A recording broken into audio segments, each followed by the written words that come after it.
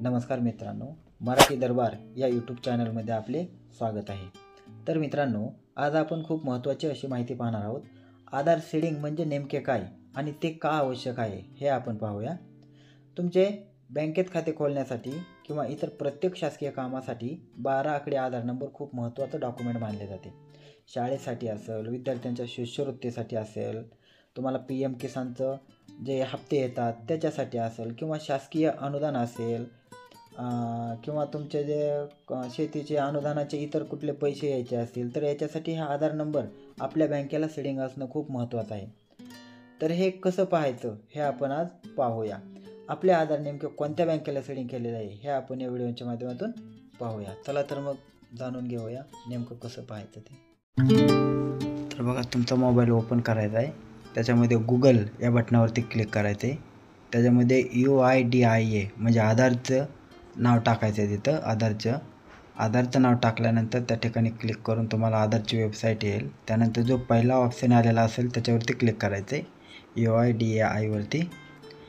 आता तुम्ही याच्यावरती क्लिक केल्यानंतर तुम्हाला समोर भाषा निवडायची, इंग्लिशवरती क्लिक करा। त्यानंतर तुम्हाला वरती येईल, त्याच्यामध्ये वरच्या स्क्रोलमध्ये निळ्या पट्टीमध्ये क्लिक करायचं आहे। त्यानंतर तुमच्यासमोर असं येईल, याच्यामध्ये तुम्हाला लॉग इन या बटनावरती क्लिक करायचं आहे, म्हणजे तुमचं लॉग इन याच्यावरती करायचं आहे। आता इथं बघा आधार नंबर आलेला आहे, तिथं तुमचा आधार नंबर टाकायचा आहे। तुमचा जो काय 12 आकडे आधार नंबर असेल तो या ठिकाणी तुम्हाला टाकायचा आहे। आधार नंबर टाकल्यानंतर तुम्हाला खाली एंटर कॅप्चा आहे, तो शेजारील चौकोना म्हणजे जो उजव्या बाजूला जो कॅप्चा आहे तो कॅप्चा तिथं जसा असेल तो सेम तसा टाकायचा आहे।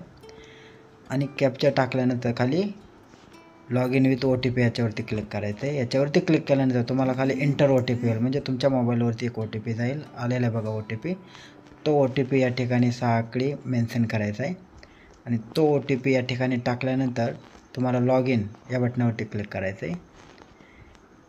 या बटनावरती क्लिक केल्यानंतर आता माझं सुरुवातीलाच लॉग इन होतं, मग पुढे जायचं का विचारलं, ओके करायचं आहे। आता माझे आधारमध्ये लॉग इन झालेलं आहे। त्याच्यानंतर तुम्हाला डॉक्युमेंट अपडेट, डाउनलोड आधार, ऑर्डर आधार PVC कार्ड आणि या ठिकाणी खाली आलेलं आहे बघा बँक सीडिंग स्टेटस, म्हणजे तुमचं कुठल्या बँकेला आधार कार्ड सीडिंग आहे ते या ठिकाणी पाहायचं आहे। तर बँक सीडिंग स्टेटस याच्यावरती तुम्हाला क्लिक करायचं आहे।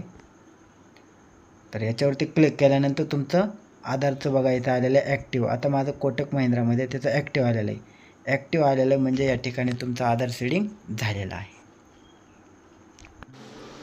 तर बघा, हे जर तुमचं ॲक्टिव्ह आहे म्हणजे तुम्हाला जे सरकारी अनुदान असेल ती जी बँक आधारला सीडिंग असेल त्या खात्यावर तुमच्या पैसे यायला काहीही अडचण नाही। त्याच्यामुळे लाडकी बहीण योजनेमध्ये ज्यांनी फॉर्म भरलेला आहे त्या सर्व महिलांनी आपले बँकेला आधार, कुठल्या बँकेला आधार सीडिंग आहे हे चेक करा। नसेल केले तर लगेच आधार करून घ्या। ही माहिती कशी वाटली हे आम्हाला कमेंटद्वारे कळवा।